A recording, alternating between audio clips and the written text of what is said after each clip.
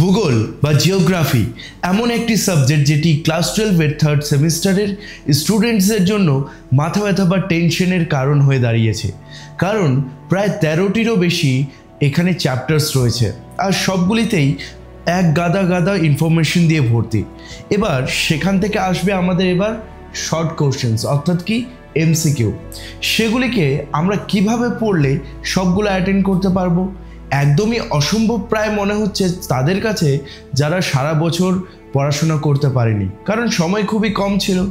আর এটা স্বাভাবিক যে এত বড় সিলেবাস কমপ্লিট করতে করতে কিছুটা সময় তো লাগবেই।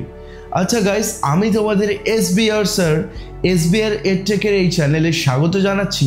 আর এই ভিডিওতে তোমাকে পুরোপুরি সলিউশন দিয়ে দেব যে তুমি কিভাবে ভূগোলটি কমপ্লিট করতে পারবে, যদিও তোমার কাছে এখন মাত্র 10 দিন বাকি রয়েছে। আচ্ছা গাইস, এখানে প্রথমেই বলে রাখি, আমি একটি ভিডিও দিয়েছিলাম কিছুদিন আগে যেখানে বলেছিলাম তোমরা SP ম্যামের ক্লাসে প্লেলিস্টটি দেখে পুরোপুরি ভূগোলের সিলেবাস কমপ্লিট করতে পারবে।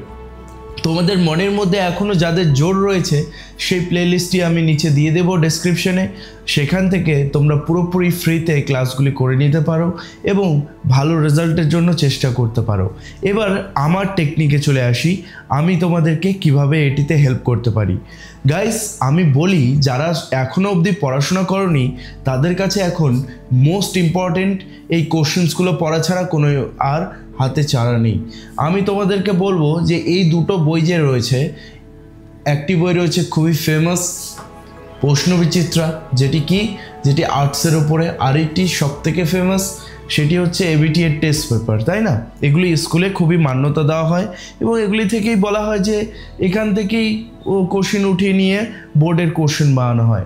এটি সঠিক, কারণ কি বোর্ডে কোশ্চেন কীভাবে বানানো হয়, বোর্ডের কাছে টিচার্সদের কোশ্চেন পেপারসগুলো পাঠানো হয়, সেগুলি থেকেই বেছে নিয়ে বোর্ড একটি মেইন কোশ্চেন বানায়, ঠিক আছে? তো আমরা এখানে কিন্তু বিভিন্ন টিচার্সদের কোশ্চেন্সগুলো পেয়ে যাচ্ছি। আচ্ছা, এই কোশ্চেন্সগুলো স্যার এখানে আমরা কমপ্লিট করব কিভাবে যখন আমরা কিছু পড়িয়ে অবধি নি? আমি তোমাদের জন্য একটি স্পেশাল ব্যাচ নিয়ে এসেছি আমার অ্যাপের মধ্যে।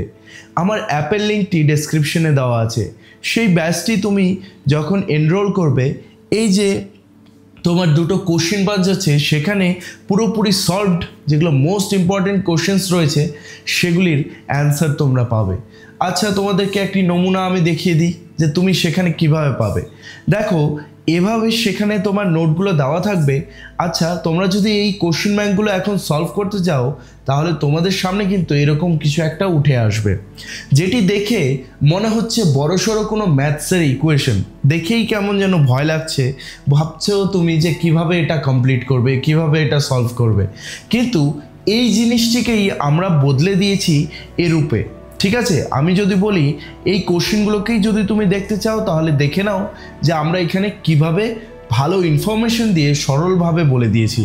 কারণ পরীক্ষায় তুমি এই জিনিসটি পড়ে তো যেতে পারবে না, তাই না? এই জিনিসটি তুমি পড়ে যেতে পারবে না। আর যদি তোমার কাছে কোনো নোট বইও থাকে, নোট বইও পড়ে তুমি কিন্তু যেতে পারবে না, কারণ নোট বইগুলো অনেক মোটা এসেছে, অনেক ইনফরমেশন রয়েছে। সেই ইনফরমেশনগুলো পড়বে কখন আর যাবে কখন পরীক্ষা দিতে?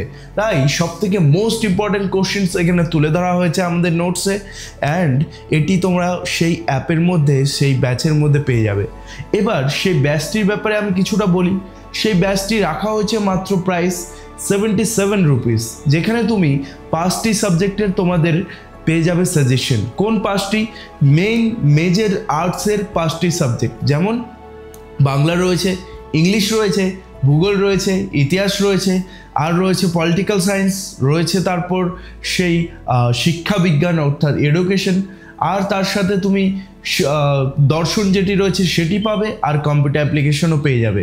আচ্ছা, এই সাবজেক্টগুলো নিয়ে তুমি ওই ব্যাচটি পাচ্ছ, তাহলে 77 টাকায় তুমি এতগুলি সাজেশন পেয়ে যাচ্ছ, যেখানে আমার ইংলিশ সাবজেক্টটিও রয়েছে।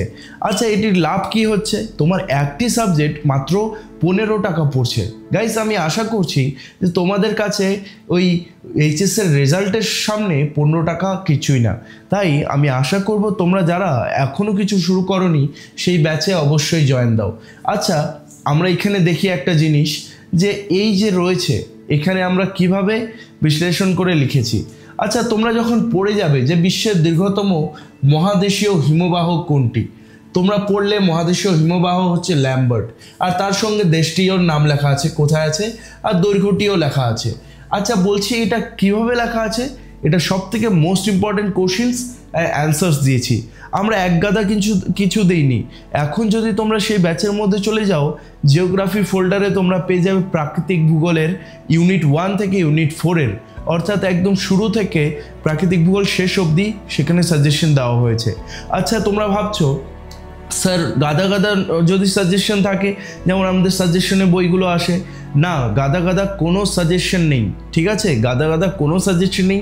মাত্র 150টির কোশ্চিনের বা 160টির কোশ্চিনের সেখানে রয়েছে পিডিএফ, সেই পিডিএফটি তুমি ডাউনলোড করে প্রিন্টও করতে পারবে। তাই আর প্রাকৃতিক ভূগোলে এটুকুতেই শেষ হচ্ছে না, তার সঙ্গে আমরা 2-1টি আরও এক্সট্রা কোশ্চেন দেব, যাতে তোমাকে পরীক্ষায় বিফল না হয়ে আসতে হয়। আচ্ছা বলে রাখি, আমরা কিন্তু মোস্ট ইম্পর্ট্যান্ট কোশ্চেন্স নিয়ে কথা বলছি, কমন আসবে কি আসবে না সেটা পরের কথা, কিন্তু তুমি যদি মোস্ট ইম্পর্ট্যান্ট কোশ্চেন্সগুলোই না পড়ো তাহলে পরীক্ষার রেজাল্ট তো খারাপ হওয়ারই কথা। কারণ তুমি মোস্ট ইম্পর্ট্যান্ট কোশ্চেন্সগুলো যদি না চিনে যাও, যেগুলো মাধ্যমিকে এসেছে, যেগুলো ক্লাস 11-এ এসেছে, সেগুলো তুমি যদি না দেখে যাও তাহলে ক্লাস 12-এ সেগুলো কি করে পারবে? আচ্ছা তোমরা ভাবছো স্যার মাধ্যমিকে এসেছে, 11-এ এসেছে, 12-এ কেন আসবে?